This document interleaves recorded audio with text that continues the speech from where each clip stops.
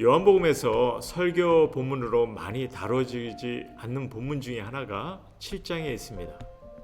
7장이 52절까지 있는데 36절까지는 많이 다뤄지지 않는 본문이죠.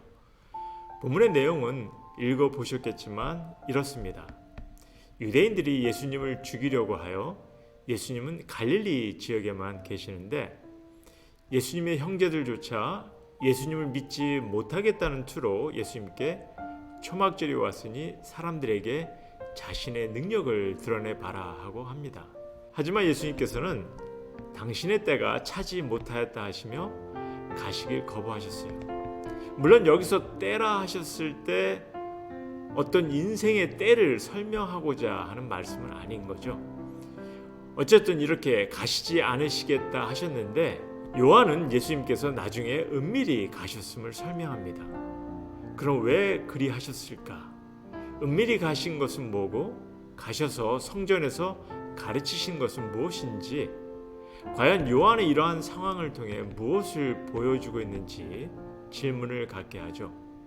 그럼 계속 전개되는 상황을 보면요, 예수님께서 은밀한 중에 사람들의 동향을 보니까 더러는 두려움 속에서도 예수님에 대한 관심을 갖는 이들이 많은 것을 보게 되죠.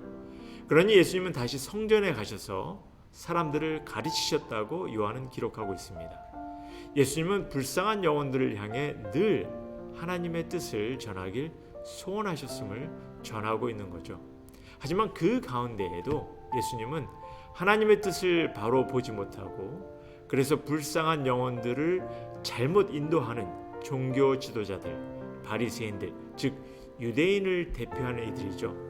이들을 또한 말씀으로 질책하십니다. 저들이 하나님의 뜻을 보지 못하며 또한 모세를 통해 허락하신 율법조차 올바로 지키지 못하는 것을 꾸중하시죠. 그러면서 계속해서 예수님은 하나님으로부터 보내심을 받은 자요 하나님의 아들임을 말씀하시고 그래서 또한 하나님의 나라로 가실 것을 전하십니다.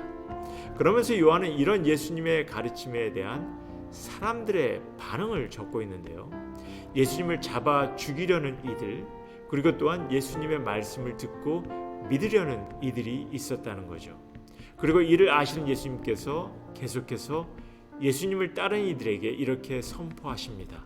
37절, 38절에 보시면 누구든지 목마르거든 내게로 와서 마시라. 나를 믿는 자는 성경의 이름같이 그 배에서 생수의 강이 흘러나오리라 하시니라. 어떤 의미로 주신 말씀인지 이를 보기 전에요, 제가 잠깐 이 구절에 대해 설명을 좀 해드릴 것이 있습니다. 뭐냐면요, 38절에 보시면 성경의 이름같이라는 말이 나옵니다. 즉 구약에서 전해진 글이 있다는 거죠. 그럼 무엇이?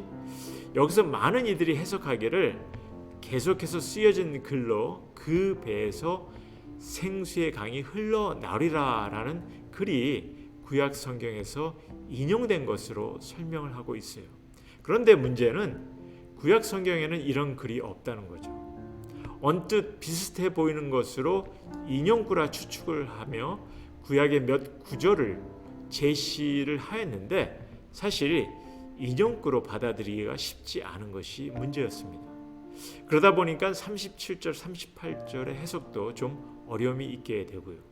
하지만 좀 바로 보았으면 하는 것이요, 원어에서 언어의 선택을 볼 때 이런 의미로 보았어야 합니다. 이를 자세히 설명드리기는 여기서는 한계가 있어서 결론적으로만 설명을 드린다면요, 38절에 성경에서 이름같이는 계속되는 구절을 일컫는 것이 아니라 예수님께서 처음에 외쳐 이르신 누구든지 목마르거든 내게로 와서 마시라 라는 말씀이 구약에 전해진 말씀이라는 거죠. 이사야 55장 1절의 말씀을 전하시는 거죠.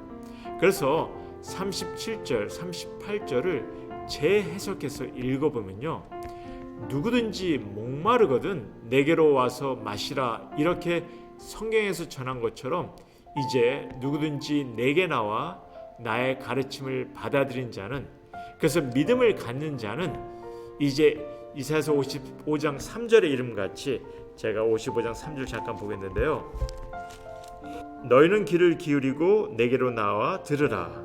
그리하면 너의 영혼이 살리라 하심같이 나를 믿는 자는 그 배에서, 즉 믿는 이의 가슴속 깊이 생수의 강이, 영생의 물이 강이 되어 흘러나오리라 하시는 거죠.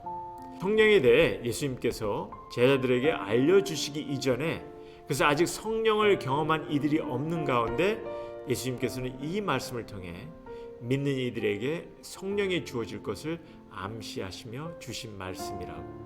어쨌든 예수님의 이런 가르침 이후에 요한은 한 번 더 예수님의 말씀을 듣는 이들의 여러 다른 반응을 보여주고 있습니다.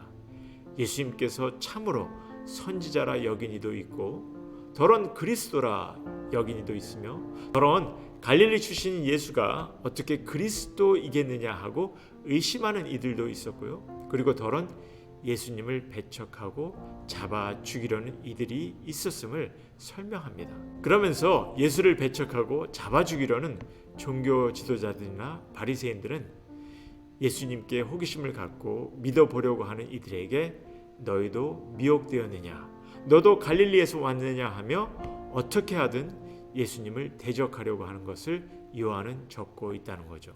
자, 그럼 7장에서 요한은 궁극적으로 어떠한 가르침을 전하고자 하는지, 이를 위해 잠깐 제가 나누었던 필름을 돌려보았으면 합니다. 제가 4장 후반부를 나누면서 요한이 4장까지 다룬 가르침들을 간략하게 설명을 드렸습니다. 그리고 요한은 5장에서는 예수님께서 안식일에 병자를 고치시면서 유대인들과의 긴장 속에 영생에 대한 가르침을 주셨다 하였습니다.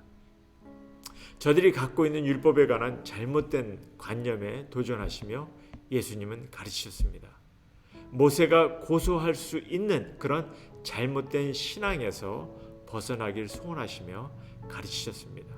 그리고 6장에서 요한은 이번에는 예수님께서 오병이의 놀라운 기적을 행하시고 그 이후에 예수님께서 생명의 양식이 되심을 전하셨음을 기록하고 있죠.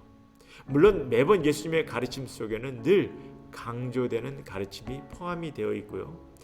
심플하지만 매우 중요한 가르침인데요.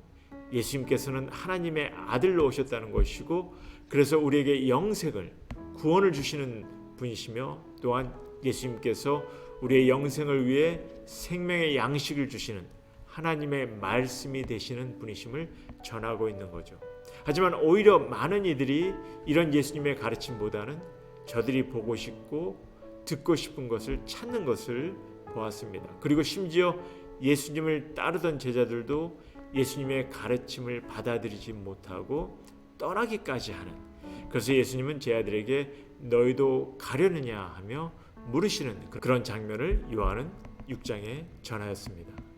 그러면서 이제 7장에 와서 예수님을 향해 대적하려는 무리들이 고조되는 것을 보게 되죠. 그래서 심지어 예수님의 형제들도 예수님을 믿지 못하고 이제 유대인들은 예수님을 잡아 죽이려고까지 하는 그런 상황들이 벌어지는 것을 요한은 적고 있다는 것입니다. 하지만 그런 상황에서도 요한은 예수님께서 불쌍한 영혼들을 향해 가르침을 늦추지 않으심을 전하고 있는 거죠. 누구든지 목마르거든 내게로 와서 마시라.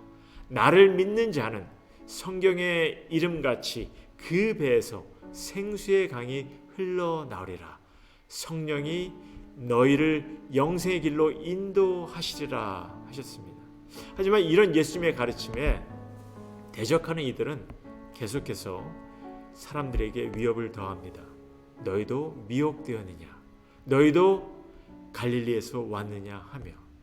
그러니 요한은 5장부터 예수님과 유대인들 간의 긴장이 고조되는 것, 그리고 예수님의 가르침에 저들이 귀를 기울이지 못하는 그런 모습, 그리고 심지어 예수님께 호기심을 갖는 이들은 위협까지 받는 그런 상황으로 전개가 되고 있음을 전하고 있다는 거죠. 그래서 공간복음 이후 이렇게 새롭게 복음서를 기록하면서 요한은 새로운 세대의 신앙인들에게 예수님의 가르침을 통해 유대인들과의 긴장과 대립을 설명하고 그를 통해서 우리에게 가르침을 주고 있습니다. 왜냐하면 초대교회가 늘어가면서 이제 새로운 세대들에게 잘못된 신앙관과 이기적인 신앙관념 그리고 잘못된 권위를 통한 잘못된 가르침이 예수님의 가르침을 놓치게 할 수 있다는 그런 교훈을 보여주기를 원하는 거죠. 그러니 이 시대의 신앙인들에게도 너무나 큰 도전을 주는 가르침입니다. 하지만 여러분 중에 이 부분이 아직 이해가 되지 않으신다면요, 사실 충분히 그러실 수 있고요. 저도 전에는 이해를 하지 못했기에 감히 말씀을 드립니다만, 만일 아직도 5장, 6장, 7장의 본문을 통한 요한의 가르침이 이해가 되지 않으신다면 성경 말씀에 다가가시는 관념이 아직 다르시기 때문일 것입니다. 그러니 이 부분을 먼저 고민해 보셨으면 합니다. 사실 이 영상을 나누면서 우리 신앙인들에게 이 부분이 너무나 중요해서 매우 강조를 많이 하고 있기도 합니다. 고민해 보셨으면 합니다. 이제 결론적으로 성도님들께 묻습니다. 여러분은 예수님의 그 간결하면서도 중요한 그런 가르침을 마음에 품고 신앙의 삶을 경험하십니까? 아니면 혹시 내가 붙잡고 있고 내게 익숙한 종교적인 생활에 다만 만족해 하십니까? 말씀을 통해서 내가 듣고 싶고 보고 싶은 것만 만족하려 하십니까?